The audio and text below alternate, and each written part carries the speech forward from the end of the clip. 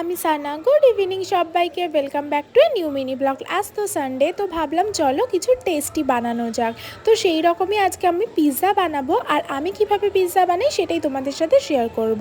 তো আমি বাইরে থেকে ডোটা ফার্স্টে কিনে এনেছিলাম, আর যা যা প্রয়োজনীয় জিনিস, 2 ধরনের ক্যাপসিকাম, তারপরে পেঁয়াজ, লেবু আর বিভিন্ন ধরনের সস, তার মধ্যে তো পিৎজা সস মাস্ট, আর তারপর ছিল soya sauce, tomato sauce, chilli sauce এগুলো। তো তারপর ছিল চিজ, কর্ন, এগুলো আমি দিয়েছিলাম এক্সট্রা করে, আর কর্নটা তোমরা অপশনাল, চাইলে দিতেও পারো নাও পারো। তো তারপর তো আমি পেঁয়াজ আর ক্যাপসিকামগুলো দিয়ে সুন্দর করে সাজিয়ে নিচ্ছিলাম। ডোটার ওপর ফার্স্টেই সসগুলোকে মাখিয়ে নিলাম।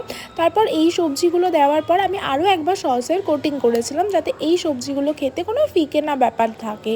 তো তারপর সেটা ভালোভাবে করার পর আমি এর ওপর থেকে সুইট কর্ন দিয়ে দিলাম, যেটার জন্য খেতে ভীষণ টেস্টি হয়েছিল। আর তারপর দিয়েছিলাম লেবুর রস। তোমরা কিন্তু চাইলে দিতেও পারো নাও পারো, যেহেতু সস তো দিচ্ছ, কিন্তু আমি এক্সট্রার জন্য দিলাম। তারপর নিয়ে নিয়েছিলাম আমাদের মেন আকর্ষণ চিকেন, যেটাকে ম্যারিনেট করলাম লঙ্কা, পেঁয়াজ, আদা, রসুনের পেস্ট দিয়ে। তারপর এটাকে ভালোভাবে লাল লাল করে ফ্রাই করে নিয়েছিলাম।